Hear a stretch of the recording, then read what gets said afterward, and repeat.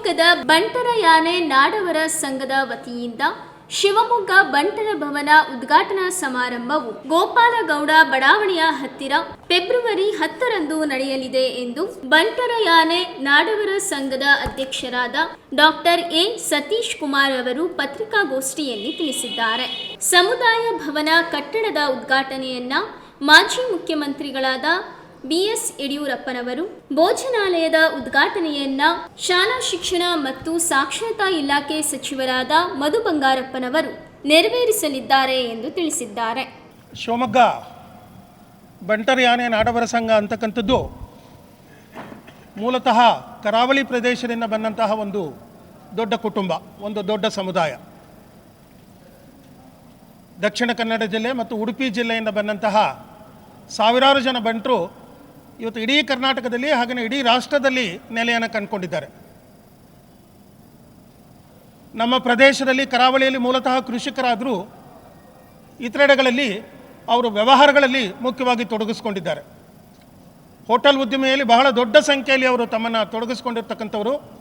ಹಾಗೆಯೇ ಇತರೆ ಉದ್ಯೋಗಗಳಲ್ಲೂ ಕೂಡ ಇವತ್ತು ನಾವು ನೋಡಬಹುದು. ಶಿವಮೊಗ್ಗದಲ್ಲಿ ದೊಡ್ಡ ಸಂಖ್ಯೆಯಲ್ಲಿ ಹೋಟೆಲ್ ಉದ್ಯಮ, ಹಾಗೆಯೇ ದೊಡ್ಡ ಸಂಖ್ಯೆಯಲ್ಲಿ ವೈದ್ಯ ವೃತ್ತಿಯಲ್ಲಿ ಬಂಟರು ತಮ್ಮನ್ನು ತೊಡಗಿಸ್ಕೊಂಡಿದ್ದಾರೆ. ಎಲ್ಲ ಸಮಾಜದ ಜೊತೆ ಕಲೆತು ಬೆರೆತು ಹೋಗ್ತಕ್ಕಂಥದ್ದು ಬಂಟರ ಒಂದು ಸಂಸ್ಕೃತಿ.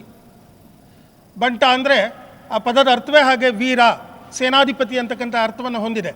ಹಾಗಾಗಿ ಎಲ್ಲೇ ಹೋದರೂ ಕೂಡ ನಾಯಕತ್ವದ ಗುಣಗಳನ್ನು ಬೆಳೆಸ್ಕೊಂಡು ಸಮಾಜದ ಜೊತೆ ಬೆರೀತಕ್ಕಂತಹ ಒಂದು ಯಾವುದಾದ್ರೂ ಒಂದು ಸಮುದಾಯ ಇದೆ ಅಂದರೆ ಅದು ಬಂಟ ಸಮುದಾಯ. ಶಿವಮೊಗ್ಗದಲ್ಲಿ ಮೂಲತಃ ಇಲ್ಲಿ ಬಹಳಷ್ಟು ಜನ ಕುಟುಂಬಗಳು 70-80 ವರ್ಷಗಳಿಂದ ಶಿವಮೊಗ್ಗದಲ್ಲೇ ನೆಲೆಸಿವೆ. ಕಳೆದ 50-60 ವರ್ಷಗಳಲ್ಲಿ ನಾವೆಲ್ಲರೂ ಕೂಡ ಶಿವಮೊಗ್ಗ ನಗರಕ್ಕೆ ಬಂದು ಶಿವಮೊಗ್ಗ ನಗರದ ಮಣ್ಣಿನಲ್ಲಿ ಬೆರೆತು ಇಲ್ಲಿಯ ನೀರಿನಲ್ಲಿ ಬೆರೆತುಕೊಂಡು ನಾವು ಬದುಕಿ ಬಾಳಿದ್ದೇವೆ. ಹಾಗಾಗಿ ನಮಗೆಲ್ಲೋ ಒಂದು ಕಡೆ ಸಂತೋಷ ಇದೆ. ಭಾಳಷ್ಟು ಜನ ಹಿರಿಯರ ಆಶೀರ್ವಾದದಿಂದ ಈ ಒಂದು ಯೋಜನೆಯನ್ನು ನಾವು ಕೈಗೊಂಡ್ವಿ.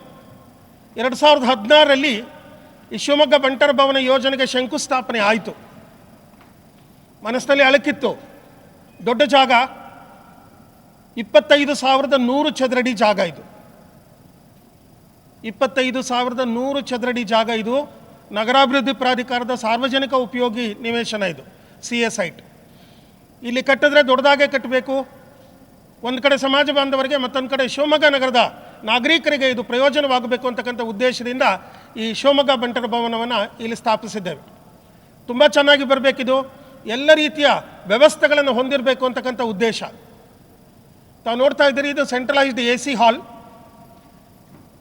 800 ಆಸನದ ವ್ಯವಸ್ಥೆ ಇರತಕ್ಕಂಥ ಒಂದು ಸೆಂಟ್ರಲೈಸ್ಡ್ AC ಹಾಲ್. 12 ರೂಮ್ಗಳಿದೆ. ಕೆಳಭಾಗದಲ್ಲಿ ಅಡುಗೆ ಮನೆ, 400 ಜನ ಸಾಮರ್ಥ್ಯದ ಭೋಜನಾಲಯ. ವಿಶೇಷವಾಗಿ ಅಲ್ಲೊಂದು ಫೋಟೋ ಗ್ಯಾಲರಿ ಅಂತ ಹೇಳಿ ಮಾಡಿದ್ದೇವೆ, ತಾವು ಹೋಗ್ತಾ ನೋಡ್ಬೋದು. ಅಲ್ಲಿ ದಾನಿಗಳಿಗೋಸ್ಕರನೇ ಒಂದು ಫೋಟೋ ಗ್ಯಾಲರಿ ಮಾಡಿದ್ದೇವೆ. ಭಾಳ ಚಂದ ಗಂಡ ಹೆಂಡತಿ ಫೋಟೋ ಹಾಕಿ ನಮಗೆ ಹಣ ಕೊಟ್ಟಂಥ ಎಲ್ಲ ದಾನಿಗಳ ಫೋಟೋವನ್ನು ಅಲ್ಲಿ ಹಾಕಿದ್ದೇವೆ. ಶಿವಮೊಗ್ಗದ ಹೃದಯ ಭಾಗದಲ್ಲಿದೆ, ಗೋಪಾಲಗೌಡ ಬಡಾವಣೆ, 100 ಅಡಿ ರಸ್ತೆ. ಈ ಬಂಟರ ಭವನಕ್ಕೆ 10 ಕೋಟಿ ಹಣವನ್ನು ವ್ಯಯ ಮಾಡಿದ್ದೇವೆ. ಸರ್ಕಾರದಿಂದ, ಮುಖ್ಯವಾಗಿ ಮಾನ್ಯ ಸಂಸದರು ರಾಘವೇಂದ್ರರವರು ಇದಕ್ಕೆ ಬಹಳಷ್ಟು ಸಹಕಾರವನ್ನು ಸರ್ಕಾರದಿಂದ ನಮಗೆ ಕೊಡಿಸಿದ್ದಾರೆ.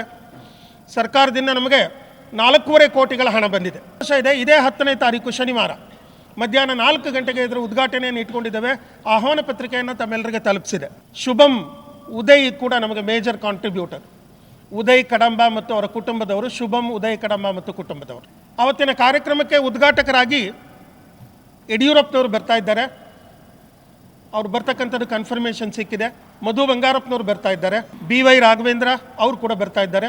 ಸನ್ಮಾನ್ಯ KS ಈಶ್ವರಪ್ಪನವರು, ನಮ್ಮ ಸ್ಥಳೀಯ ಎಲ್ಲ ಶಾಸಕರು, ಚನ್ನಬಸಪ್ಪನವರು, ರುದ್ರೇಗೌಡರು, ಅರುಣ್ ಎಲ್ಲರೂ ಬರ್ತಾ ಇದ್ದಾರೆ. ಹಾಗೆಯೇ ಸಮಾಜದ ವತಿಯಿಂದ ಇನ್ವಿಟೇಷನಲ್ಲಿ ಹಾಕಿದ್ದೇವೆ ನಾವು.